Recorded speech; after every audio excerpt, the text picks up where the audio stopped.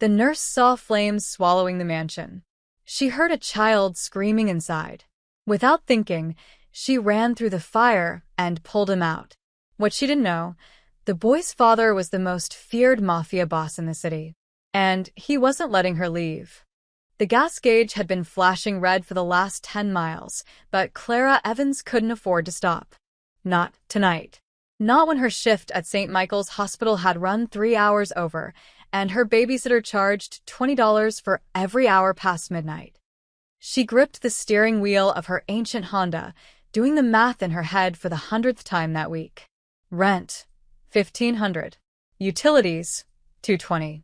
Mia's asthma medication, $340. Her daughter's 6th birthday was in 2 weeks, and Clara had exactly $73 in her checking account.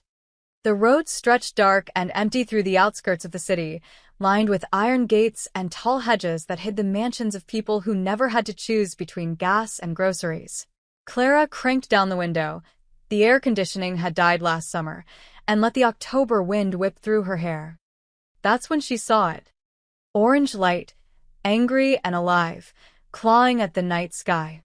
Clara's foot hit the brake before her mind could process what she was seeing. Through the ornate gates of a sprawling estate, flames devoured a 3-story mansion, spitting smoke into the darkness. The fire roared with a sound like 1,000 voices screaming. She should keep driving. She should call 911 and let someone else handle it. She'd been a nurse for 8 years, and the first rule of emergency response was clear: don't become a victim yourself. But then she heard it. A child's scream, high and terrified, cutting through the fire's roar. Clara's hands moved on their own. She yanked the wheel, her tires screeching as she swerved through the open gates. The circular driveway was empty, no cars, no people, no fire trucks. How was that possible? A house this size, this expensive, and no one had called for help. She slammed the car into park and ran. The heat hit her like a wall, but she didn't stop. Her scrubs, stained with coffee and a 12-year-old's nosebleed from the ER, were soaked with sweat before she reached the front door. It hung open, smoke pouring out like a toxic waterfall. "Hello," she screamed. "Is anyone there?" The child's cry came again, weaker now, from somewhere on the second floor. Clara ripped off her cardigan, pressed it against her nose and mouth, and plunged inside. The entryway was chaos. Flames consumed the walls, racing up curtains that probably cost more than her car.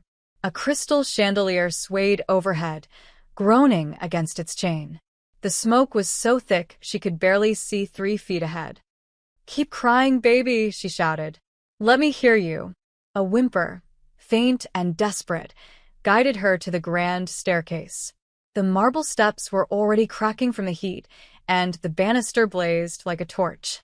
Clara took them 2 at a time, her lungs burning, her eyes streaming. The second-floor hallway was an inferno. Doorways gaped like mouths breathing fire. Clara followed the sound of sobbing to a bedroom at the end of the hall, where a small figure huddled in the corner, trapped between a burning bed and a wall of flames. He couldn't have been more than 8 years old. Dark hair, olive skin, expensive pajamas, and eyes wide with terror. "I've got you," Clara gasped, dropping to her knees beside him. She wrapped him in her wet cardigan and pulled him against her chest. "Close your eyes. Don't look. Just hold on to me." Behind them, something exploded, a window, a beam. She didn't know and didn't care. The boy locked his thin arms around her neck as she ran. The staircase was collapsing. Clara could see it happening in slow motion, marble splitting, with splintering, the entire structure folding in on itself like a house of cards. She didn't think. She just jumped. They hit the entryway floor hard, Clara twisting at the last second to take the impact. Pain shot through her shoulder, but she kept moving, half running, half crawling, dragging the boy toward the open door. The night air had never tasted so sweet. Clara collapsed on the lawn 50 feet from the house, the boy still clutched in her arms. She could hear sirens now, distant but getting closer. Her vision swam. Smoke inhalation. Her clinical mind noted distantly. Second-degree burns on her hands. Possible concussion. The boy was coughing, crying, but alive. "You're okay," she whispered, though she wasn't sure if she was talking to him or herself. "You're okay now." Headlights flooded the driveway, so bright Clara had to close her eyes. Car doors slammed. Footsteps thundered toward them, lots of them running. "Leo," a man's voice roared, raw with panic and rage. Lie. Strong hands lifted the boy from her arms. Clara tried to protest, tried to hold on, but her body wouldn't obey anymore. She was so tired. "Boss, there's a woman. Is he breathing? Is my son breathing?" "Yes, sir, but—" "Then deal with her." Now. Through her blurring vision, Clara saw him. Tall, broad-shouldered, dressed in a black suit despite the late hour. He knelt on the grass, cradling the boy, Leo, with a gentleness that contradicted everything about his hard face and harder eyes. Those eyes found hers across the smoke-stained lawn. For one moment, the feared Mafia patriarch Damien Moretti looked at the exhausted nurse in coffee-stained scrubs, and something shifted in his expression. Not gratitude. Not yet. Something deeper and more dangerous. Recognition. Like he was seeing something he'd lost and found again in the same breath.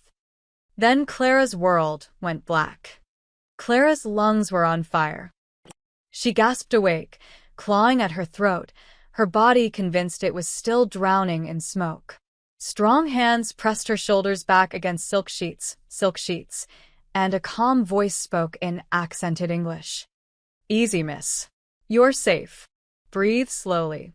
Her vision cleared to reveal an elderly man in a white coat holding a stethoscope. Behind him, floor-to-ceiling windows revealed a sunrise painting the sky in shades of gold and pink. This wasn't a hospital. The room was too elegant, too expensive, with crown molding and oil paintings and furniture that belonged in a museum. "Where?" Her voice came out as a croak. "Where am I?" "The Moretti estate," the doctor said, as if that explained everything. "You collapsed from smoke inhalation. I've treated your burns and given you oxygen. You're very lucky, miss." Another minute in that fire. The fire. The boy. The mansion collapsing. Clara sat up too fast, and the room tilted. Lie. "The child. Is he okay?" "Master Leo is fine. Thanks to you." The doctor packed his instruments into a leather bag. "A few minor burns, some smoke damage to his lungs, but he'll recover fully. You saved his life." Relief flooded through her, followed immediately by panic. "What time is it?" "Nearly 7 in the morning." 7 in the morning. She'd been unconscious for hours. "I have to go. I have to get home." Clara swung her legs off the bed and immediately regretted it. Her hands were wrapped in gauze, her shoulders screamed in protest, and she was wearing a silk nightgown that definitely wasn't hers. "I wouldn't recommend leaving just yet," the doctor said carefully. "Mr. Moretti wishes to speak with you." As if summoned by his name, the door opened. Damien Moretti looked different in daylight. Still tall, still intimidating, but the panic from last night had been replaced by something more controlled, more dangerous. He wore a fresh suit, his dark hair perfectly styled, but Clara could see the shadows under his eyes. He hadn't slept. "Leave us," he said to the doctor. It wasn't a request. The doctor practically scurried out, closing the door behind him. Clara found herself alone with a man she'd only seen on the news, usually in grainy photos accompanying stories about organized crime investigations that never quite stuck. "You're awake." Damien moved to the window, his back to her. Good. "We need to talk." "I need to leave," Clara said, trying to keep her voice steady. "I have a daughter. She's with a babysitter. I need to get home." "Your daughter is 6 years old. Her name is Mia." Damien turned to face her, and Clara's blood went cold. "She has asthma. She attends Roosevelt Elementary. Your babysitter, Mrs. Chun, has been compensated generously for her extended services and informed that you're safe." The room suddenly felt smaller. "How do you?" I know everything about you, Clara Evans. He crossed his arms. Single mother. Divorced 3 years ago from Marcus Evans, a construction worker who pays child support when he remembers to. You work double shifts at St. Michael's to make ends meet. You drive a 2008 Honda Civic that should have died 2 years ago. You have $17,000 in student loan debt, and your rent is 2 months overdue. Clara's hands clenched into fists despite the bandages. You had no right. I had every right. His voice was quiet, but it cut like a blade. You saved my son's life. That means I need to know who you are. And more importantly, I need to know if someone sent you. Sent me? Clara stared at him. I was driving home from work. I saw fire. I heard a child screaming. What was I supposed to do, keep driving? Most people would have. Damien studied her with those dark, unreadable eyes. Most people would have called 911 and waited for professionals. You ran into a burning building without hesitation. That makes you either very brave or very stupid. I'm a nurse, Clara said flatly. It's what we do.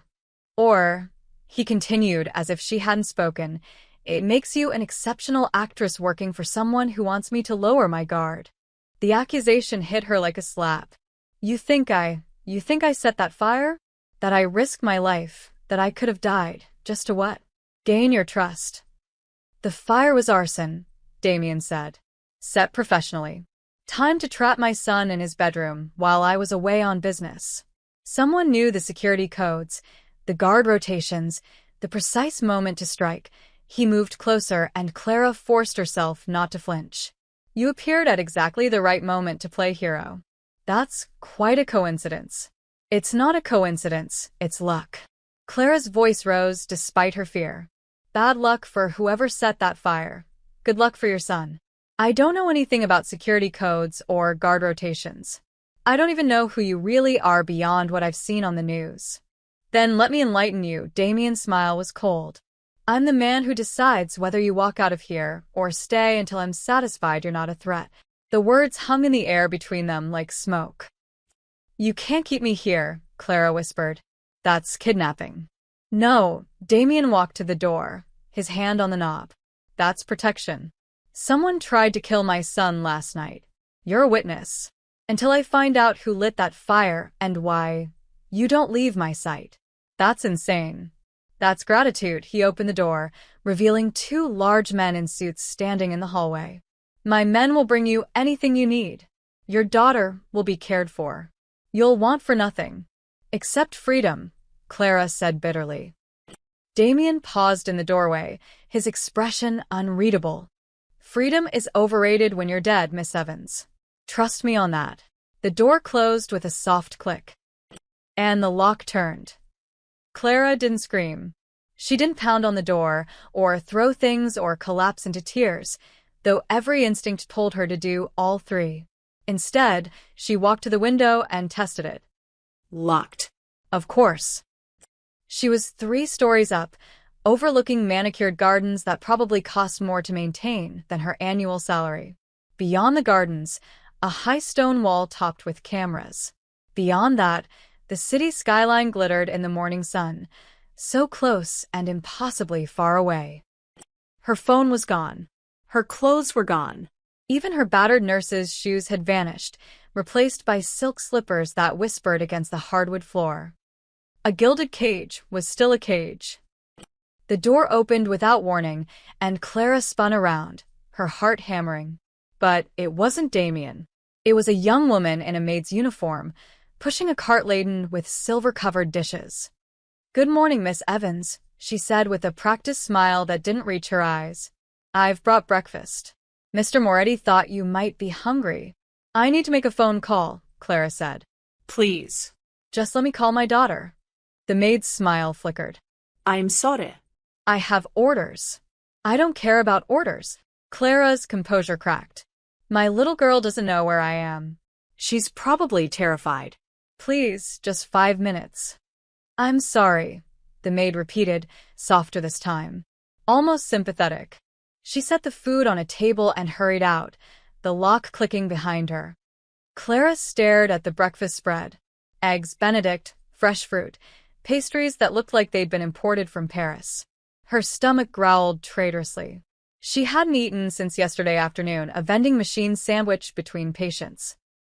She ate mechanically, tasting nothing, her mind racing. Think like a nurse, she told herself. Assess the situation. Find the exits. After breakfast, she explored her prison more thoroughly.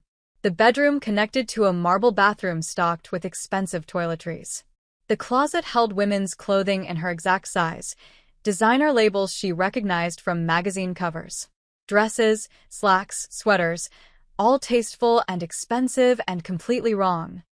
She chose the simplest outfit she could find, black pants and a white blouse, and tried the door again. Still locked. Hours crawled by. Clara paced, sat, paced again. She tried to imagine what Mrs. Chun had told Mia. Mommy had to work late, but how long would that excuse work? A day? 2 days? What happened when Mia asked why Mommy wasn't answering her phone? Late afternoon sunlight slanted through the windows when the lock turned again. Clara stood, ready to demand her release, but it wasn't a maid this time. It was Leo. The boy stood in the doorway, clutching a piece of paper, his other hand held by one of Damien's guards. He looked small in fresh pajamas, his dark hair damp from a recent bath. Small bandages covered burns on his arms. Master Leo wanted to see you, the guard said gruffly. 5 minutes. Leo approached slowly, shy now that Clara wasn't carrying him through fire. He held out the paper, a crayon drawing of 3 stick figures. One tall with dark hair, one small, one with Clara's curly hair. Labels underneath in a child's handwriting. Dad, me, Clara. I made this for you, Leo said quietly. Papa says you saved my life. Clara's throat tightened. She knelt to his level despite the pain in her shoulder. How are you feeling, sweetheart? My arms hurt. But Dr. Russo says I'll be okay. He looked at her with eyes too solemn for a child. Papa says you're staying here now. Are you? Clara didn't know how to answer that. I don't know, Leo. I hope you do. He leaned forward and hugged her, careful of her bandaged hands. It gets lonely here. The guard cleared his throat. Time's up, Master Leo. As they led him away, Leo turned back. Thank you for coming into the fire. Nobody's ever been that brave for me before. The door locked again, and Clara pressed her forehead against the cool wood, fighting tears. This wasn't just about her anymore. That little boy had lost his mother to a fire, Damien's wife. She remembered from news reports years ago. And now he'd nearly died the same way.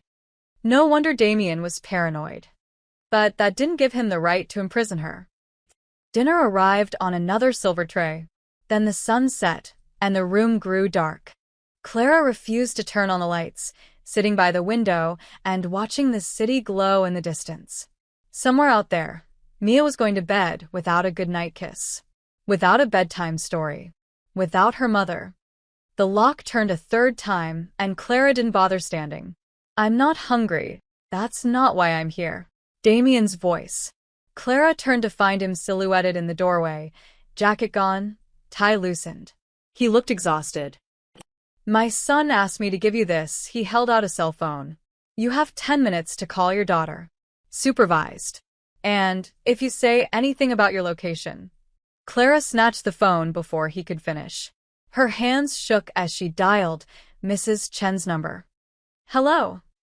Mrs. Chen, it's Clara. Can I talk to Mia? Please. Mommy. Mia's voice burst through the speaker, and Clara's eyes flooded. Where are you? Mrs. Chen said you had to help sick people, but you always call. I know, baby. I'm so sorry. Clara turned away from Damien, curling around the phone like it was the only thing keeping her alive. I'm still at the hospital, but I wanted to hear your voice. Are you being good? I drew a picture at school. It's us at the beach. Can we go to the beach for my birthday? Clara closed her eyes. We'll see, sweetheart. I love you so much. Be good for Mrs. Chun, okay? Okay. Love you, Mommy. The call ended, and Clara stood there holding the dead phone, trembling. Thank you, she whispered without looking at him. Don't thank me. Damien's voice was rough. Thank Leo. He wouldn't stop asking, he paused. Your daughter will be cared for. I've arranged for a better babysitter, enrolled her in a program that covers her medical expenses. I don't want your money. Clara spun to face him. I want to go home. You can't for just a moment. Something flickered in his eyes. Not anger. Something closer to regret. Not yet. Someone tried to murder my child, Miss Evans. Until I know you're not involved, and until I know you're not a target yourself, you stay here. A target? Why would I be a target? Because, Damien said quietly, whoever set that fire knows you pulled Leo out. And if they wanted my son dead badly enough to burn down my house, they won't leave loose ends. He left, and the lock turned. Clara sank onto the bed, Leo's drawing clutched in her burned hands, and finally let herself cry. 3 days passed in the golden cage. Clara developed a routine because the alternative was madness. Morning stretches by the window. Breakfast she barely touched. Hours of pacing and planning escapes that would never work. Lunch. More pacing. Dinner. Sleep that came in fits and starts, interrupted by dreams of smoke and flames and Mia's voice calling for her. Leo visited every afternoon, always escorted by guards, always clutching new drawings or books he wanted to share.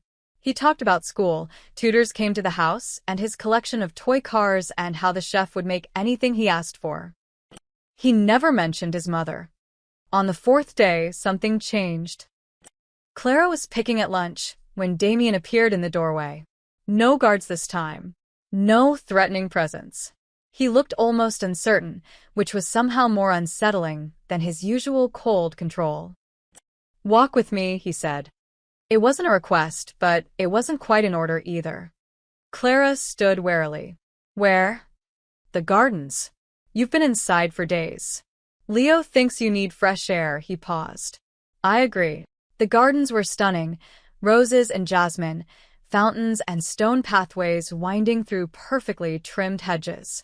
But Clara barely noticed the beauty. She was too focused on the armed men stationed at every corner, the cameras tracking their movement, the walls that seemed to grow higher with every step. They walked in silence for several minutes before Damien spoke. My wife died in a fire. Clara stopped walking.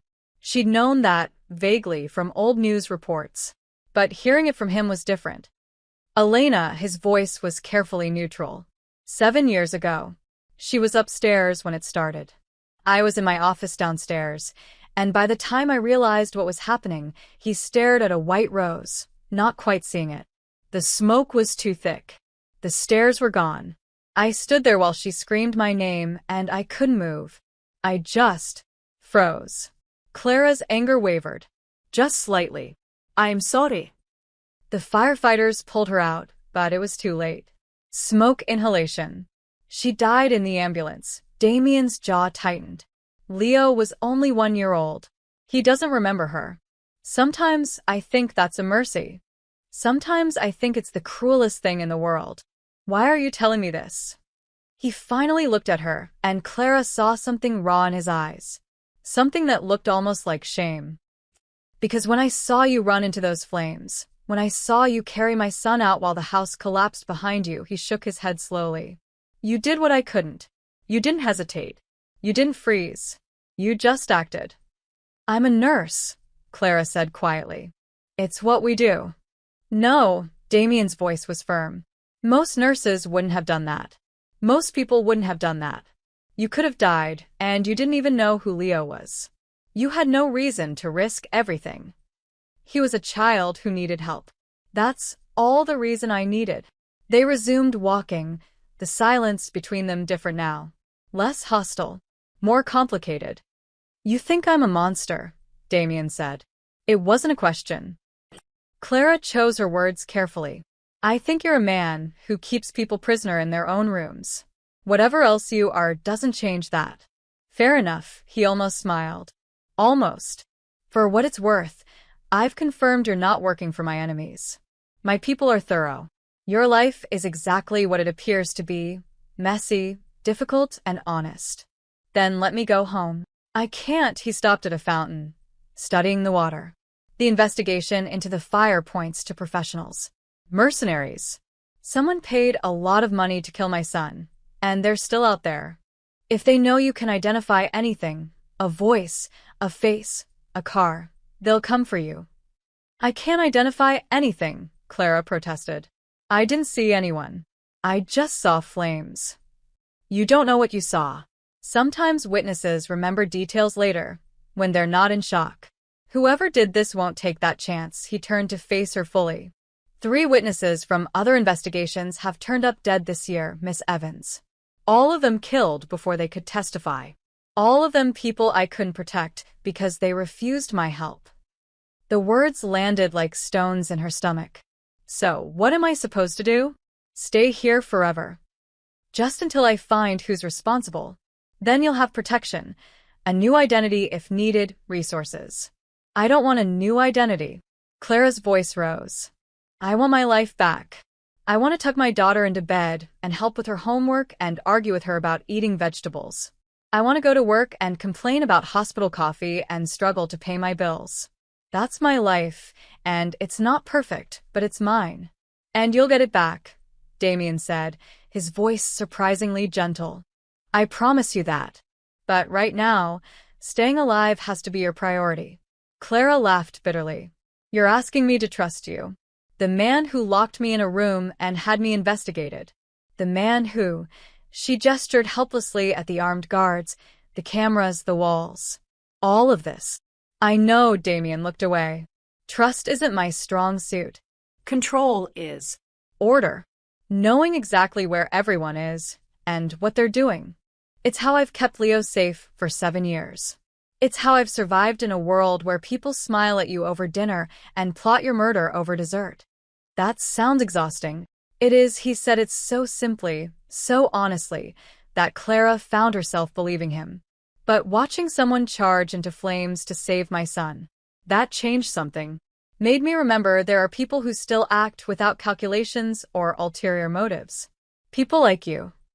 Clara studied him, this powerful, dangerous man who'd built walls around himself and his son so high that even kindness looked like a threat. Your wife, she said softly. You blame yourself. Every day, the words came out raw. I should have moved faster. Should have been braver. Should have saved her. And now you see Leo almost die the same way, understanding clicked into place. That's why you're so paranoid. It's not just about enemies. It's about history repeating itself. Damien didn't answer, but he didn't need to. The truth was written in every rigid line of his body. For the first time since waking in this place, Clara saw him not as her captor, but as a man haunted by the same flames that had marked her hands. I'm not afraid of you, she said. He looked at her sharply. You should be. Maybe. But I'm not. Clara met his gaze steadily. And I think that terrifies you more than anything. The next morning, Leo knocked on Clara's door instead of being escorted in by guards. Papa says I can visit whenever I want now, he announced proudly, clutching a book with a dragon on the cover. Will you read to me? My tutor says I should practice, but it's more fun when someone helps. Clara glanced at the guards still stationed outside her door, a heavy-set man named Marco who nodded politely but said nothing. Some freedom. But Leo's hopeful face was impossible to resist. Of course, sweetheart. Come sit. They settled on the window seat, and Leo curled against her side like he'd done it 1,000 times. The book was about a dragon who was afraid of his own fire, and Clara found herself wondering if Damien had chosen it deliberately. Halfway through the 2nd chapter, Leo touched the bandages on her hands. Do they hurt? A little, but they're healing. Mine too. He showed her his arms, where the burns were fading to pink. Dr. Russo says we'll both have scars. We can match. Battle scars, Clara said, making her voice light. We're pretty tough, huh? The toughest. Leo grinned, then grew serious. Clara, why don't you have a husband? The question caught her off guard. I did once. But sometimes grown-ups decide they're better as friends than married. Oh, Leo processed this. Papa doesn't have a wife anymore either. Mama died when I was little. I know, honey. I'm sorry. I don't really remember her. Just pictures. He traced the dragon on the book cover. Papa gets sad sometimes, especially at night. I hear him walking in the hallway when he thinks I'm asleep. Clara's chest tightened. She thought of Damien's confession by the fountain, the guilt he carried like a second skin. Your papa loves you very much, she said quietly. Sometimes when people love someone a lot and they lose someone else they loved, they get extra worried about keeping the people they have left safe. Is that why we have so many guards? Yes. Is that why you can't leave? Clara hesitated. Yes. Leo leaned closer. I don't want you to leave anyway. It's nicer when you're here. Papa smiles more. Before Clara could respond, Damien's voice came from the doorway. Leo, let Clara rest. She needs to change those bandages. But his tone was softer than before, and when Leo hugged Clara goodbye, Damien didn't rush him. The days began to blur together, but in a different way now. Clara started taking her meals in the main dining room instead of her bedroom. Leo insisted, and Damien didn't object. The first dinner was awkward, crystal and china and more forks than any human needed, with Damien at one end of the long table and Clara at the other like strangers at a business meeting. This is stupid, Leo declared. We're too far apart to talk. Damien raised an eyebrow. This is how formal dining works. Well, it's boring. Leo grabbed his plate and marched to sit next to Clara. There. Much better. Clara hid her smile behind her napkin as Damien stared at his son, clearly torn between enforcing etiquette and something else. Finally, he picked up his own plate and moved closer. Thank you, Leo said smugly. You're welcome, you little negotiator, Damien muttered, but Clara caught the ghost of amusement in his eyes. Dinner became easier after that. Leo chattered about his day. His tutor was teaching him about ancient Rome. The chef had let him help make pasta. He'd beaten his previous record on the racing game in the den. Damien listened with the focused attention of someone who'd learned to cherish these ordinary moments. Clara found herself watching them, this tight unit of two, and something in her chest ached. Mia should be here, laughing over dinner, stealing bites from Clara's plate, telling terrible knock-knock jokes. You're thinking about your daughter, Damien said, reading her expression with uncomfortable accuracy. Always, Clara admitted. You can call her again tonight, after dinner. It became a ritual. Every evening, 10 minutes on the phone while Damien stood just far enough away to give the illusion of privacy. Mia would tell her about school, about the new friend she'd made, about how Mrs. Chin let her stay up an extra 30 minutes because she'd eaten all her vegetables. When are you coming home, Mommy? Soon, Clara would promise, hating the lie. Soon. One afternoon, Clara found Leo in the library, struggling with math homework. His tutor had left him worksheets on fractions, and he was close to tears. I hate math, he declared. It's impossible. Nothing's impossible, Clara said, sitting beside him. You just need a different way to think about it. Here, if you had a pizza cut into 8 slices and you ate 3, what fraction of the pizza did you eat? 3 slices. 3 out of 8 total slices. That's 3/8. See. Leo's eyes lit up. Oh. That makes sense. They worked through the problems together, turning fractions into pizzas and cookies and toy cars, until Leo was solving them easily. He threw his arms around Clara's neck. You're a better teacher than Mr. Peterson. Don't let him hear you say that, Clara laughed. Don't let who hear what?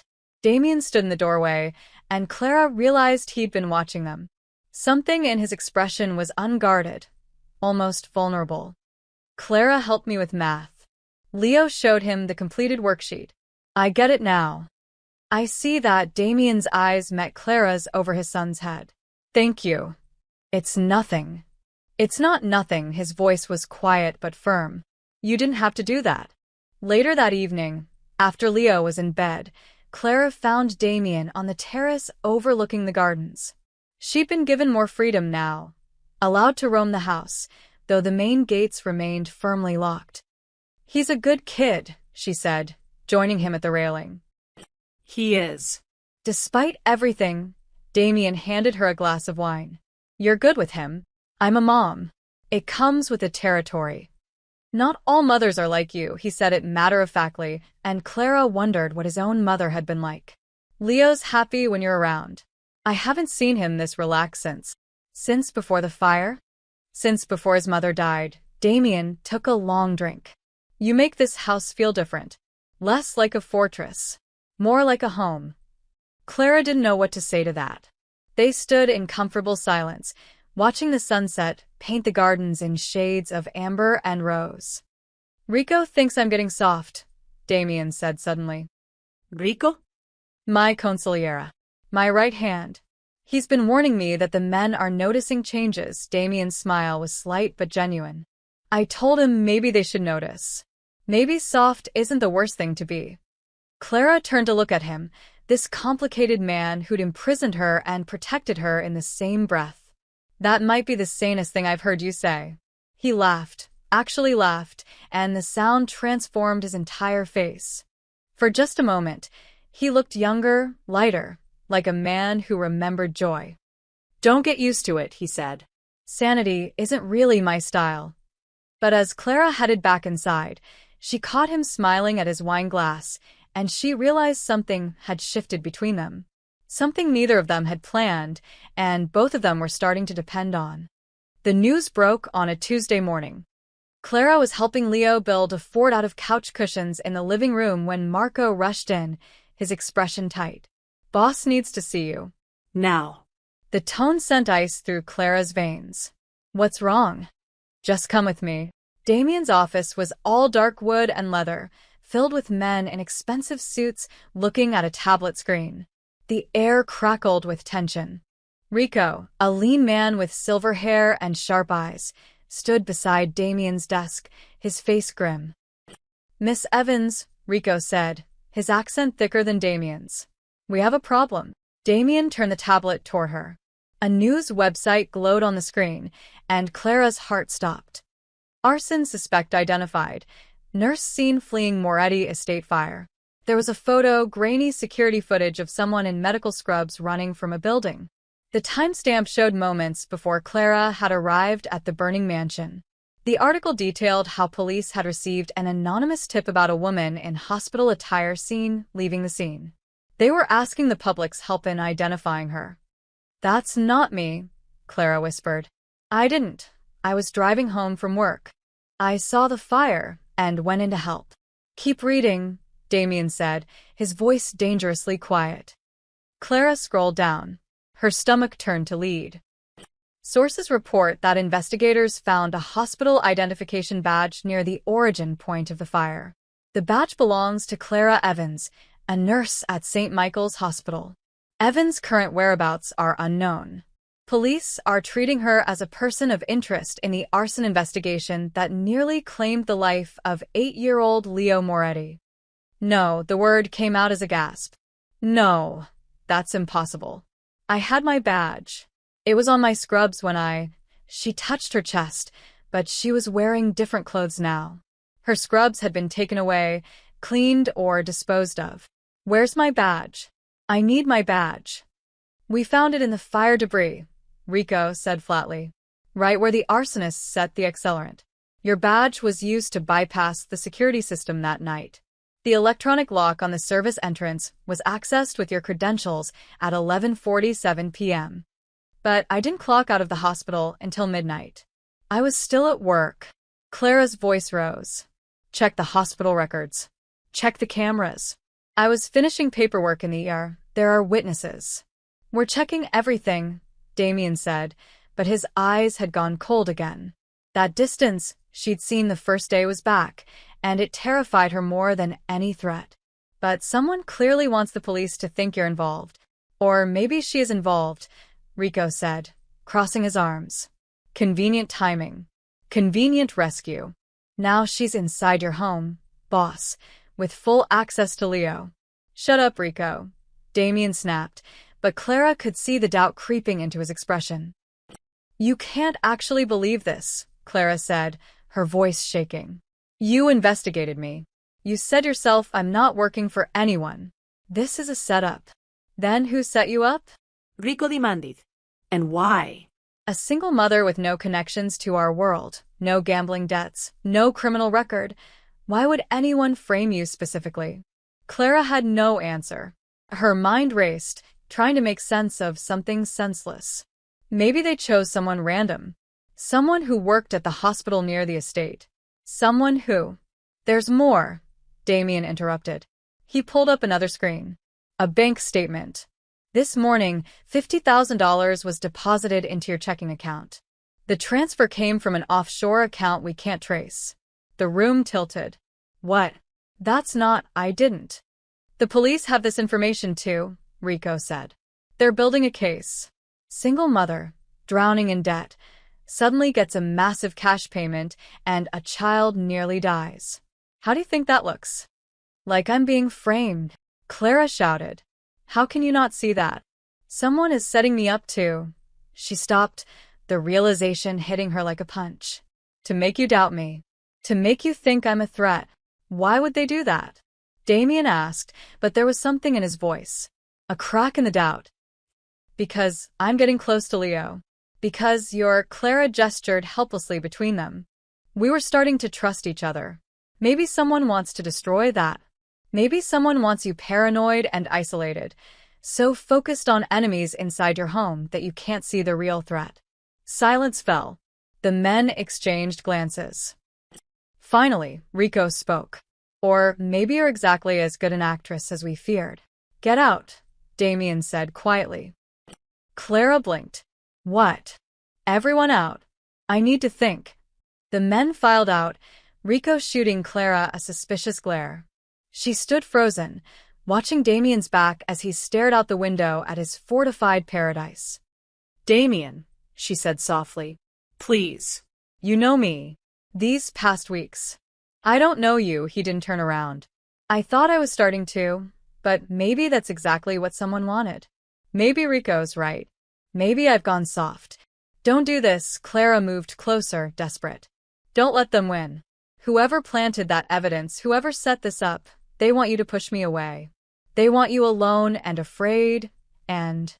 You don't understand what it's like, Damien interrupted, his voice rough. To second-guess every smile, every kindness, every person who gets close. I've survived this long by trusting no one inch. Except that's not surviving, Clara said. That's just existing. And it's exactly what killed your wife. Not the fire, the fear.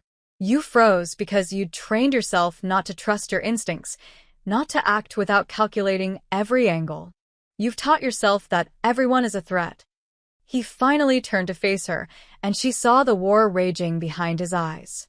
Want versus fear. Hope versus survival. Did they pay you? He asked, and the question came out almost pleading, like he wanted her to confess just so he could stop fighting himself. Did someone offer you money to play hero, to get close to my son, to make me lower my guard? Clara felt something break inside her chest.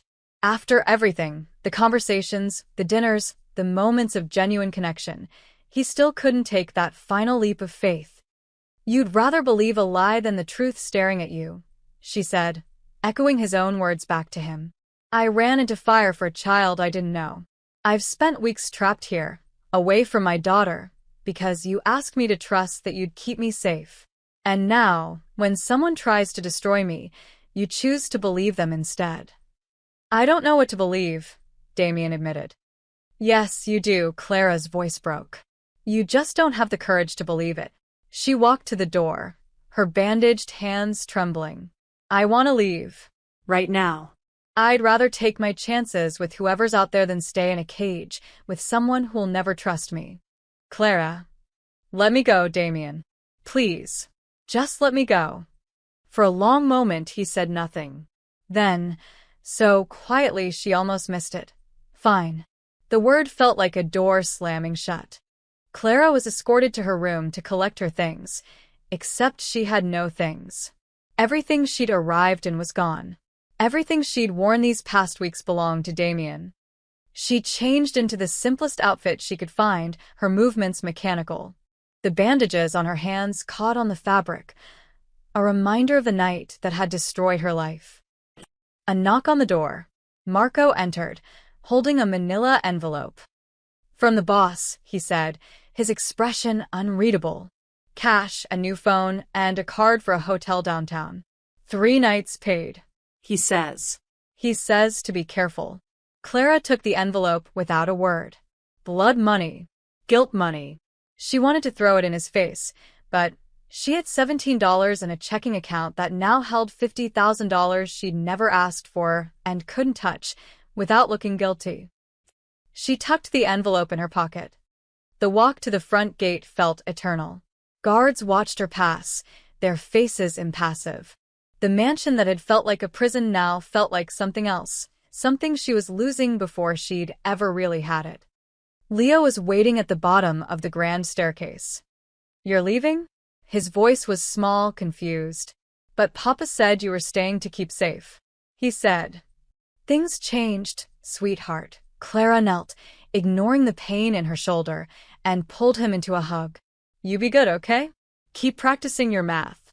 Keep reading those dragon books. But when will you come back?" Clara's throat closed. "I don't know. Is it because of the news?" Papa was watching it this morning. He got really angry. Leo clutched her shirt. "They said bad things about you, but they're lying, right? You saved me. You wouldn't hurt anyone." "No, honey. I wouldn't." She pulled back to look at his face, memorizing it. "You remember that, okay? No matter what anyone says." "Leo, let her go." Damien's voice came from the top of the stairs. He descended slowly, his face an impassive mask. "Say goodbye." "I don't want to say goodbye." Leo's eyes filled with tears. "Tell her to stay, Papa. Tell her." "It's not that simple." "Yes, it is." Leo spun to face his father, his small body shaking with rage. "You always say you keep me safe, but you're making Clara leave. She's the only one who came into the fire. She's the only one who wasn't scared." The words hit Damien like a physical blow. Clara saw him flinch, saw the old guilt rise like a ghost. "Leo, that's enough," he said quietly. "It's not enough. Nothing's ever enough." Leo ran up the stairs past his father and disappeared, his sobs echoing through the mansion. Damien and Clara stood in the silence he left behind. "He'll get over it," Damien said, but he sounded hollow. "Will he?" Clara started toward the door. "Or will he just learn to be like you? Trusting no one, locked away, too scared to believe in anything good. That's not fair." "Fair." Clara spun back, anger finally breaking through her hurt. "You want to talk about fair? I save your son's life and lose everything. My freedom, my reputation, my daughter. Someone frames me for attempted murder and you immediately assume I'm guilty. Where's the fairness in that? I have to protect my son.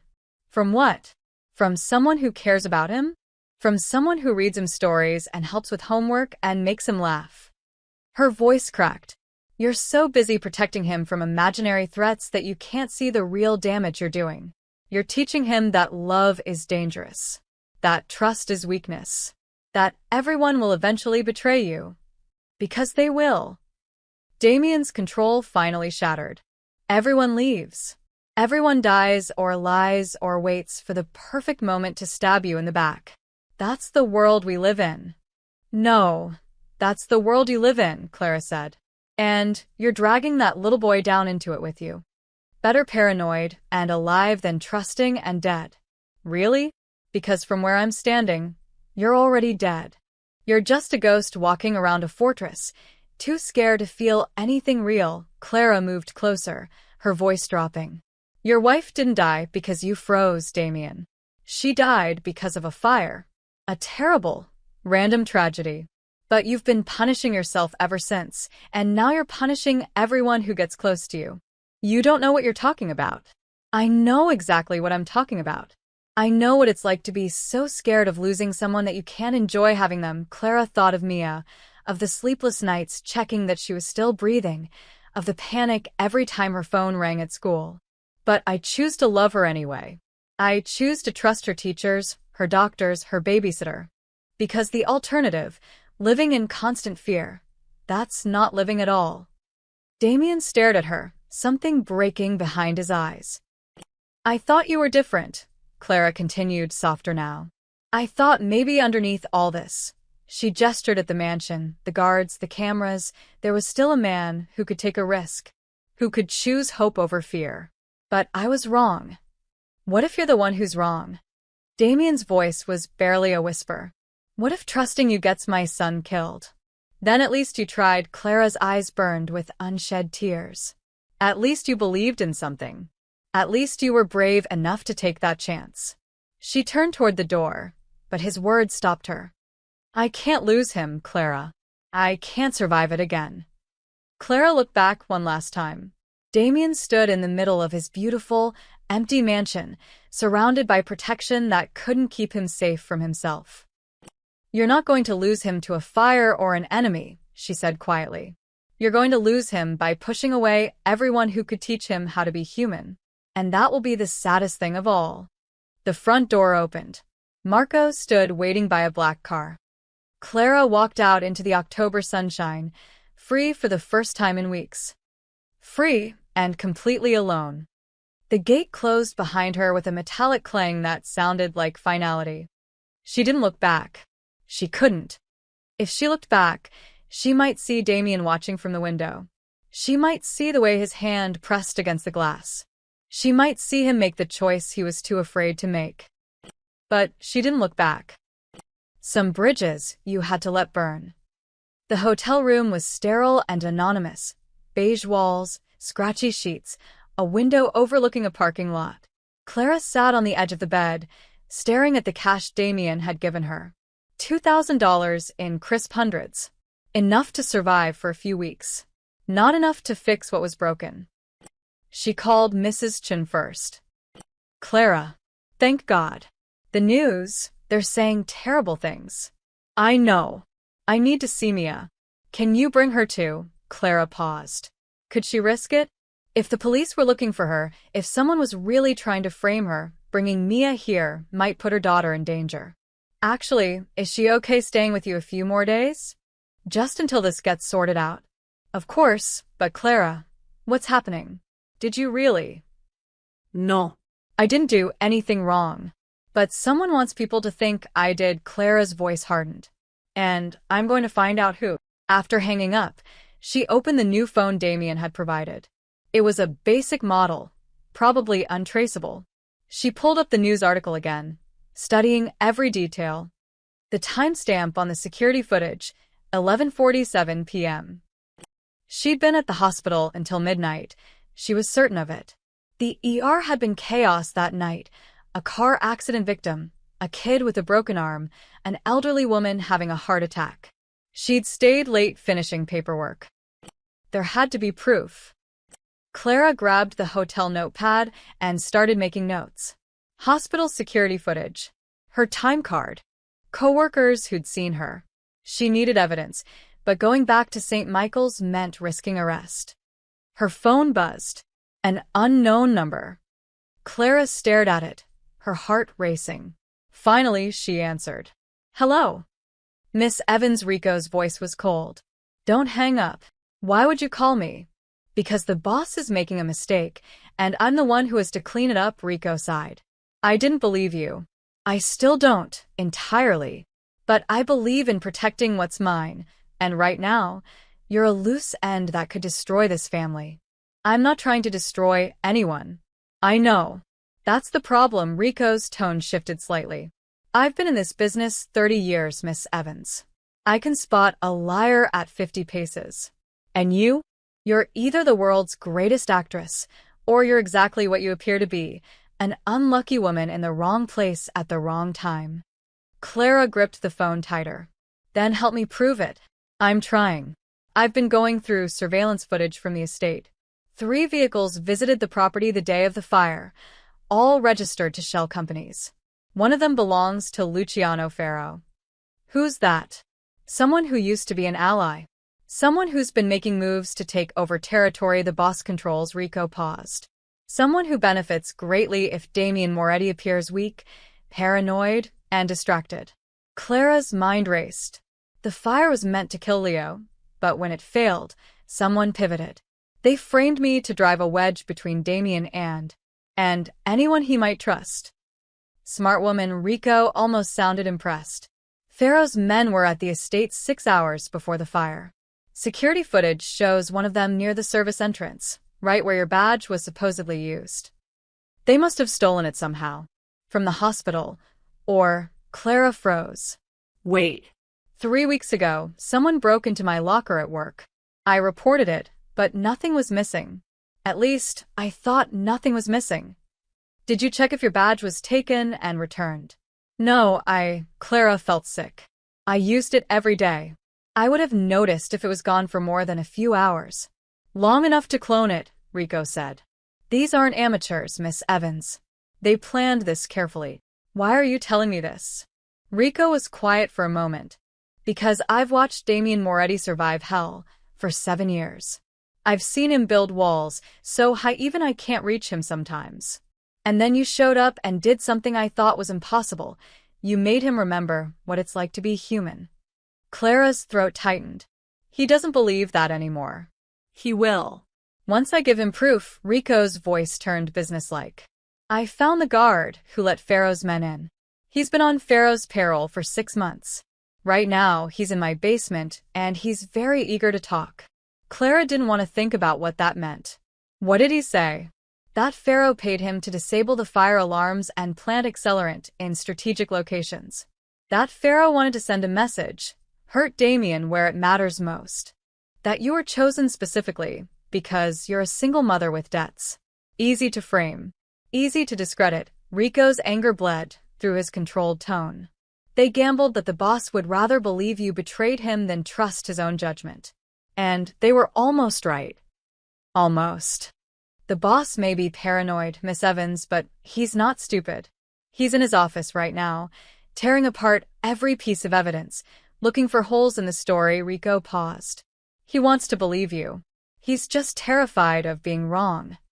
Clara closed her eyes. So what now? Now I finished the investigation. I have men tracking the offshore account that deposited money in your name. It'll lead back to Pharaoh, I guarantee it. I have the guard's confession on tape. And I have security footage showing Pharaoh's men at the estate with timestamps that match your hospital shift.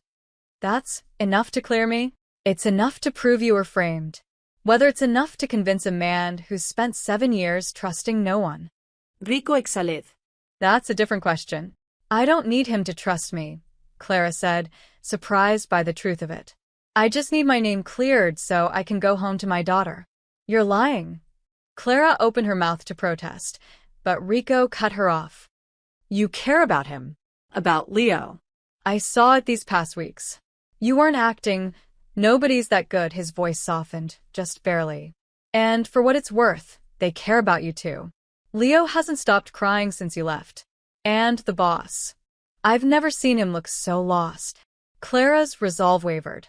That's not my problem anymore. Isn't it? Rico asked. You told him he was too scared to take a risk. But what about you, Miss Evans? Are you brave enough to give him a second chance? The line went dead. Clara sat in the silence of her hotel room, Rico's question echoing in her mind.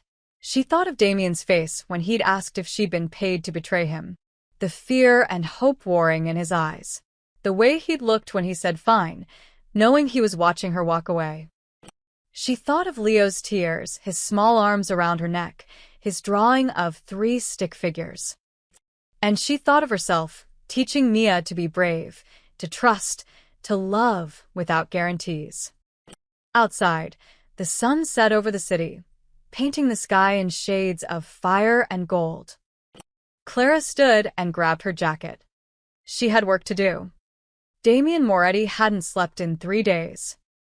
His office was littered with documents, surveillance footage frozen on multiple screens, coffee cups forming rings on priceless furniture. Rico stood by the window, arms crossed, watching his boss spiral. The confession checks out, Rico said for the 3rd time. Pharaoh orchestrated everything. The guard's testimony, the footage, the timing, it all points to him. It could be another setup. Damien rubbed his eyes. Pharaoh knows we'd investigate. What if this is exactly what he wants us to find? then he's a genius, and we're all idiots. Rico's patience was wearing thin. Or maybe, just maybe, the simpler answer is the right one. Clara Evans is innocent. You made a mistake. And now you need to fix it. Damien stared at the frozen image on his screen, Clara running into the burning mansion, her face set with determination. He'd watched this footage 100 times, looking for hesitation, calculation, any sign of deception. There was none. There never had been. Leo won't eat, Rico continued quietly. He stays in his room, refuses his tutor. He asked me yesterday if you were going to send him away too. The words hit like a bullet. What? He thinks everyone leaves eventually. His mother. Now Clara. He's waiting to see who's next. Rico moved closer. You wanted to protect him, boss. But you're breaking his heart. Damien's hands clenched into fists. Set up a meeting with Pharaoh. What? You heard me. Today. Now. His office at the docks. Damien stood, his decision made. Tell him I want to discuss a truce. Rico's eyes widened. You're walking into his territory to what exactly? Kill him? That starts a war we're not ready for. I'm not going to kill him. Damien's smile was cold and sharp. I'm going to end him, without firing a single shot. How? Damien pulled a folder from his desk drawer. He'd been compiling it for months. Suspicious transactions, offshore accounts, connections to politicians and police. Pharaoh had been sloppy, arrogant, thinking himself untouchable. The same way he tried to end me, Damien said. By making him destroy himself. Pharaoh's waterfront office was all chrome and glass, modern luxury with a view of the harbor. Guards flanked the entrance, but they let Damien pass. Pharaoh was too confident to fear a meeting in his own territory. Luciano Pharaoh sat behind his desk like a king on a throne. Mid-50s, silver hair slicked back, a smile that didn't reach his eyes. Damien. What an unexpected pleasure. Pharaoh gestured to a chair. I heard about your troubles. Terrible business, that fire. And to think, the woman who saved your boy turned out to be the one who tried to kill him. The irony.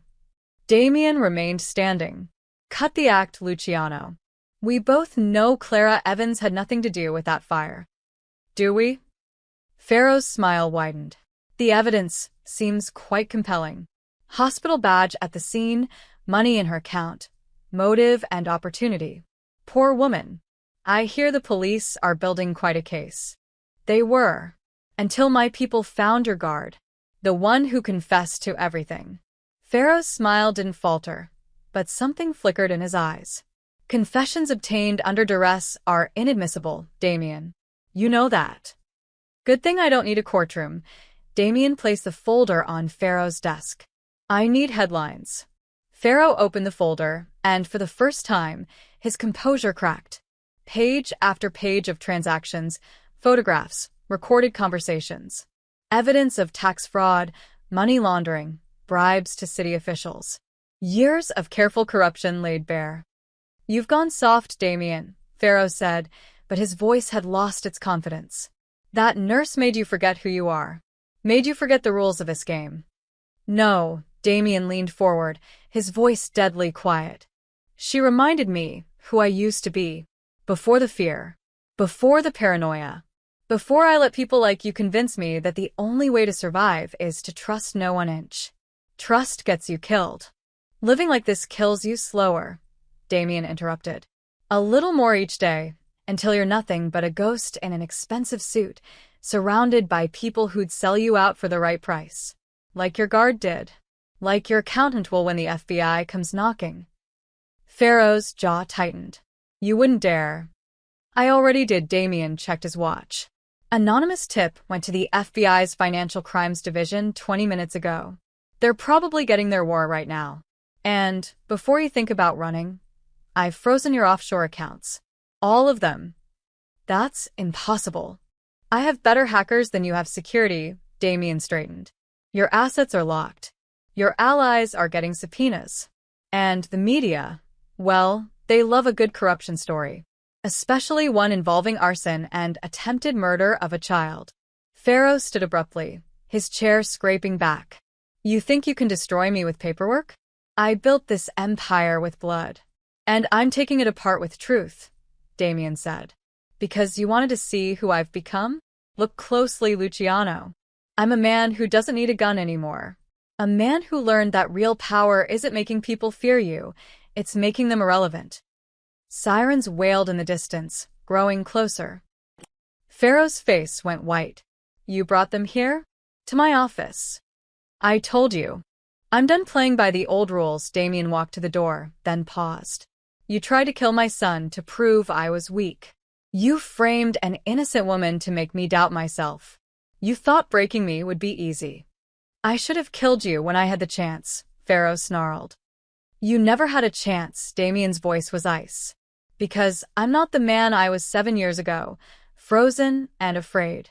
I'm not the man I was 3 weeks ago, so paranoid I couldn't see truth when it saved my son's life. I'm someone new, someone better, someone soft, Pharaoh spat. No, Damien smiled, and it was genuine. Someone who finally learned the difference between strength and cruelty. Someone who figured out that the biggest risk isn't trusting the wrong person, it's never trusting anyone at all. The siren stopped outside. Car doors slammed. Footsteps thundered up the stairs.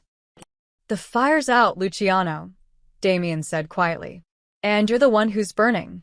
He walked out as federal agents poured in, their voices sharp with authority. Pharaoh's shouts followed him down the hallway, but Damien didn't look back. Rico waited by the car, eyebrows raised. Well? It's done. Damien slid into the back seat, feeling lighter than he had in years.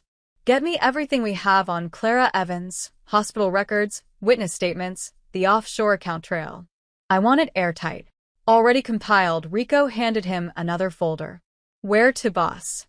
Damien thought of Clara in some anonymous hotel room, alone and afraid, believing no one would fight for her. He thought of her words, "You'd rather believe a lie than the truth staring at you." She'd been right. But maybe it wasn't too late to prove she was also wrong about him being too afraid to choose hope. Her hotel, Damien said. Enrico? This time I'm going alone. You sure that's wise? Damien looked at the folder in his hands, evidence of Clara's innocence, proof that she'd been telling the truth all along, proof that he'd been given a gift and nearly thrown it away. Probably not, he admitted, but I'm doing it anyway. Clara was packing her few belongings when the knock came. She froze, her heart hammering. Police? Pharaoh's men? She'd been careful, hadn't used her credit cards, hadn't contacted anyone except Mrs. Chen. Clara, Damien's voice, muffled through the door. Please. I know you're in there. She should ignore him, should tell him to leave, should protect what little remained of her dignity and heart. Instead, she opened the door. Damien stood in the hallway alone. No guards, no Rico, no weapons visible. He looked terrible. His suit was rumpled, his tie loosened, dark circles under his eyes. He looked like a man who'd been to hell and barely made it back. How did you find me? Clara asked. The phone I gave you has a tracker. At her expression, he raised his hands. I know. Old habits. But right now, I'm grateful for them, because we need to talk. I don't think we have anything to say. Pharaoh confessed. The words tumbled out. Not to me directly, but his entire operation is falling apart. The FBI raided his office an hour ago. They have everything, the arson, the frame job, the money trail. All of it. Clara's knees went weak. She gripped the doorframe. What? You were right. About everything. Damien's voice cracked. Someone set you up to make me doubt you. To make me push away the one person who he stopped, struggling with words. The one person who showed me what I'd forgotten how to be. Damien. Please. Let me finish. He pulled out a folder. This is every piece of evidence clearing your name. Hospital security footage showing you at work when your badge was used at my estate. Testimony from the guard Pharaoh bribed. Bank records proving the offshore account belongs to one of his shell companies. Statements from your coworkers confirming your shift that night. Clara took the folder with shaking hands, hardly daring to believe it. Page after page of documentation, official letterheads, timestamps, proof. Proof she was innocent. Proof she could go home. The police have already been notified, Damien continued. All charges will be dropped. Your name will be cleared publicly. The money in your account will be traced back to Pharaoh as evidence. You're free, Clara. Completely free. She should feel relief. Joy. Victory. Instead, she felt hollowed out, exhausted. Thank you, she whispered. Don't thank me. Damien's face twisted with something like pain. I should have believed you from the start. I should have trusted my instincts instead of my fear. You told me I'd rather believe a lie than the truth, and you were right. I'm sorry, Clara. I'm so damned sorry. Clara looked at him, really looked at him. This powerful man who'd had her investigated, imprisoned, and ultimately betrayed. This complicated man who'd also protected her, shared his grief, and let his son love her. This broken man who was trying, finally, to choose hope over fear. You didn't kill him, she said softly. Damien blinked. What? Ferro. You could have killed him. That's what the old you would have done. Eliminate the threat, send a message. But you didn't. No, Damien's smile was slight but real. I gave him to the law. Let him rot in a cell, bankrupt and powerless. It felt cleaner. Better. The fire's out, Clara said, echoing his words to Pharaoh. Yeah, he met her eyes. It is. They stood in the doorway, the folder of evidence between them like a bridge or a wall. Clara couldn't tell which. What happens now? She asked. Now you go home to your daughter. You go back to your life. You get to be free of all this. He gestured vaguely. Chaos. Free of me. Is that what you want? Damien looked away. What I want doesn't matter. You deserve better than a man who locked you up and doubted you. You deserve someone who trusts easily, who doesn't see threats in every shadow, who can give you a normal life. I'm a single mother working double shifts to pay rent, Clara said. I drive a car that barely runs and eat ramen 3 nights a week. Normal is overrated. Clara. You made a mistake, she interrupted. A big one. You let fear control you, and you hurt me. But you also figured it out. You investigated. You found the truth. And you came here alone. To tell me. She stepped closer. That took courage. It took too long, Damien said bitterly. I wasted days doubting you when I should have been. Being human, Clara finished. Making mistakes. Learning. Growing. She touched his arm gently. You're not the man you were 7 years ago, frozen by fear.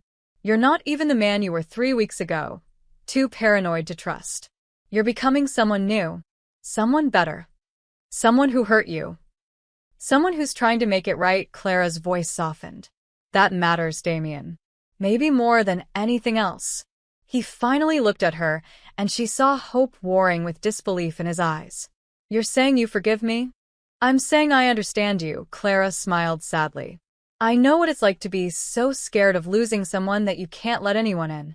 I know what it's like to build walls because it feels safer than risking your heart. And I know what it's like to realize those walls are just another kind of prison. Damien reached for her hand, then stopped uncertain. Clara took his hand instead, lacing her bandaged fingers through his.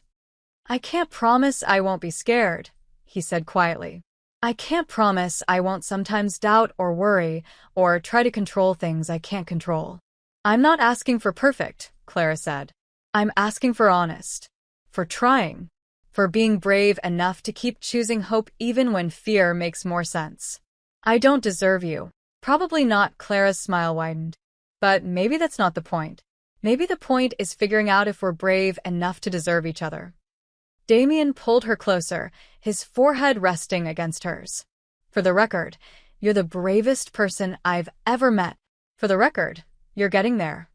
He laughed, that same genuine sound she'd heard on the terrace, the sound of a man remembering joy. Then he sobered. Leo's been asking for you. Every day. Every hour, Damien's voice roughened. He thinks you left because of him. Clara's heart clenched. I would never. I know. But he's 8. He doesn't understand why people leave, only that they do. Damien met her eyes. Would you come back? Not to the house, not to the cage. Just come see him? Let him know you're okay? Of course, Clara didn't hesitate. When? Now. Damien asked hopefully. I can drive you. Or I can send Rico if you'd rather. You can drive me, Clara said. But I need to stop somewhere first. Where? Clara smiled. To get my daughter. If I'm going to see Leo, Mia's coming with me. It's time they met. 6 months later.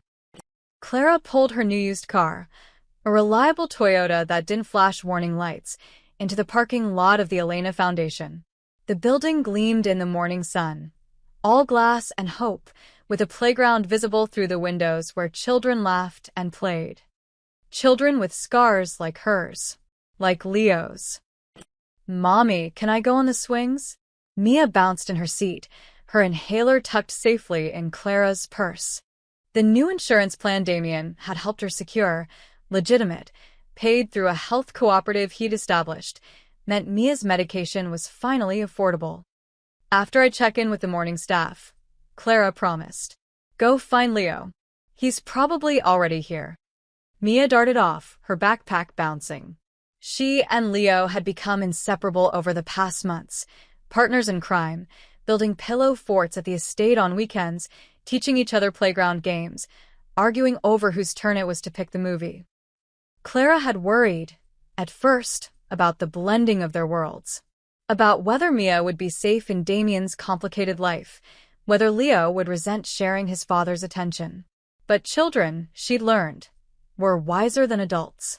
They simply loved without calculation, trusted without conditions, and made room in their hearts for whoever needed space. Morning, boss. Nurse Patricia grinned as Clara entered the clinic. Dr. Russo wants to see you about the new wing construction. And there's a reporter from the Times waiting in your office, something about the Foundation's 6-month anniversary. Clara had learned to handle reporters with the same calm efficiency she handled emergency rooms. The Elena Foundation had become news, a pediatric burn center funded entirely through legitimate business ventures, offering free care to families who couldn't afford it. Damien had restructured his holdings, divesting from questionable enterprises, focusing on real estate and investments that could stand public scrutiny. Going legit is expensive, Rico had muttered during one budget meeting. Going legit is freedom, Damien had replied. Clara found the reporter, a young woman with a kind face, in the office that still didn't feel quite like hers. Medical degree framed on the wall, completed through a scholarship Damien insisted had nothing to do with him, photos of Leo and Mia on the desk, a view of the playground where healing happened. The interview was standard questions. What inspired the foundation? How did it feel to see it thriving? What were her future goals? Clara answered honestly. The foundation was built on the ashes of tragedy. Elena's death, Leo's near-death, her own scars from running into flames. But it transformed that pain into purpose. Every child treated here, every family given hope, was proof that mercy could rebuild what violence destroyed. And Mr. Moretti? The reporter asked carefully. There are rumors about your relationship. Mr. Moretti is a dedicated father and philanthropist, Clara said with practiced diplomacy. His support of this foundation has changed countless lives. The reporter smiled knowingly, but didn't push. Everyone speculated about Clara Evans and Damien Moretti, the nurse and the reformed crime boss, the fairy tale that didn't quite fit any normal narrative. Let them speculate. The truth was more complicated and more beautiful than any headline could capture. After the interview, Clara found Dr. Russo reviewing blueprints for the expansion. The new wing would double their capacity, add physical therapy facilities, create space for art therapy and counseling. We're going to need more staff, Dr. Russo said, pointing at the designs. At least 5 more nurses, 2 more doctors, 3 therapists. Then we'll find them. Clara studied the plans, seeing not just lines on paper, but futures being rebuilt. When does construction start? Next month. The permits finally cleared, Dr. Russo smiled. You know, when Damien first approached me about this project, I thought he was crazy. A mafia boss starting a children's hospital? But he's full of surprises. Yes, Clara agreed softly. He is. She found Damien outside, pushing Mia on a swing while Leo hung upside down from the monkey bars, making his father nervous. Leo, careful. I've fine, pap. Leo laughed, his scarred arms strong and sure. Watch this. He flipped down, landing on his feet with a triumphant grin. Mia chird. Damien exhaled in relief. You're going to give me a heart attack, he told his son. Nah, Clara will save you. She's good at that. Leo ran off with Mia toward the sandbox, their laughter bright as bells. Damien turned to Clara, and she saw the transformation 6 months had brought. The hard edges had softened. The constant tension had eased. He still had guards. Old habits died hard, but they stayed at a respectful distance. He still worried, probably always would, but he'd learned to trust the world wouldn't always end in fire. Rico's been asking when we're expanding to other cities, Damien said, falling into step beside her as they walked the perimeter of the playground. Chicago, Boston, maybe Atlanta. The model works. We have the funding. Next year, Clara said. Let's get this wing finished first. Make sure we're doing it right. Always so practical, he took her hand naturally now. The gesture no longer weighted with fear or hesitation. Just simple affection. Have I told you today that you're amazing? Twice. But I don't mind hearing it again. He stopped walking, turning to face her. The October sun caught his face, highlighting features that had become dear and familiar. You changed everything, Clara. This foundation, Leo's happiness, my entire life. You ran into fire, and pulled me out too. We pulled each other out, Clara corrected gently. I showed you it was possible to trust. You showed me it was possible to heal. We're partners in this. Partners, Damien repeated, testing the word. Then, quietly, is that all we are? Clara's heart skipped. They'd been careful these past months, rebuilding friendship, establishing trust, letting Mia and Leo adjust. They'd had dinners together, taken the kids to parks, spent quiet evenings talking while the children played. But they'd never defined what they were becoming. What do you want us to be? She asked. More, he said simply. If you're ready. If you think we're ready. Clara looked at their children playing together in the sand, building castles and knocking them down, and building again. She thought of the foundation rising around them, proof that something beautiful could grow from ashes. She thought of Damien's hand in hers, steady and warm, no longer afraid to hold on. I think we're ready, she said. I think we've been ready for a while. Damien smiled, that genuine, unguarded smile that transformed his entire face. Then let's stop being careful. Let's be brave instead. He kissed her there in the playground, while children laughed and the foundation stood witness. It wasn't a fairy tale kiss, perfect and poetic. It was real and slightly awkward, and absolutely right. When they pulled apart, Leo was cheering and Mia was making exaggerated gagging sounds that couldn't hide her grin. About time, Rico called from his post near the gate, shaking his head. The boss finally learned something. Damien laughed, pulling Clara closer. What's that? That the best things in life are worth the risk. Clara rested her head on his shoulder, watching their children play in the shadow of the foundation that bore his late wife's name. Elena would have approved, she thought. Would have wanted this. Leo happy, Damien healing, good rising from grief. Thank you, Clara whispered. For what? For choosing hope. For being brave enough to try. Damien kissed the top of her head. Thank you for running into fire. For saving more than just my son. Around them, the foundation hummed with life. Nurses checking on patients, families finding hope, children learning they could be more than their scars. And in the center of it all, two broken people who'd found each other in flames and built something everlasting from the ashes. 1 year after the fire. The Elena Foundation's grand opening drew crowds that spilled onto the sidewalk, Families whose children had been treated there, doctors and nurses from across the country, reporters documenting the unlikely story of a mafia boss turned philanthropist. Clara stood backstage in the small auditorium, smoothing down her dress for the 10th time. She wasn't used to speeches, to cameras, to being the face of something this important. She was used to 12-hour shifts and coffee-stained scrubs and the quiet satisfaction of helping one patient at a time. "You're going to be great." Damien appeared beside her, looking uncomfortably formal in his tailored suit. Leo and Mia flanked him, both dressed up and squirming with excitement. "What if I forget what to say?" Clara asked. "Then you'll remember why we built this place," Damien said, "and the words will come." The ceremony was everything Clara had dreamed and nothing she'd expected. The mayor spoke about community investment. Dr. Russo explained the medical innovations they'd implemented. A mother whose daughter had been their first patient talked about hope and healing, her voice breaking with gratitude. Then it was Clara's turn. She walked to the podium, looking out at hundreds of faces. Somewhere in the crowd, Mrs. Chin waved. Her co-workers from St. Michael's sat together, beaming. And in the front row, Damien held Mia's hand while Leo gave her an encouraging thumbs up. "A year ago," Clara began, her voice steadier than she felt, "I was driving home from a double shift, worried about bills and babysitters and whether my car would make it another mile. I wasn't thinking about fate or destiny or any grand purpose. I was just tired." She paused, gathering courage. "Then I saw flames. And I heard a child screaming. And in that moment, I had a choice.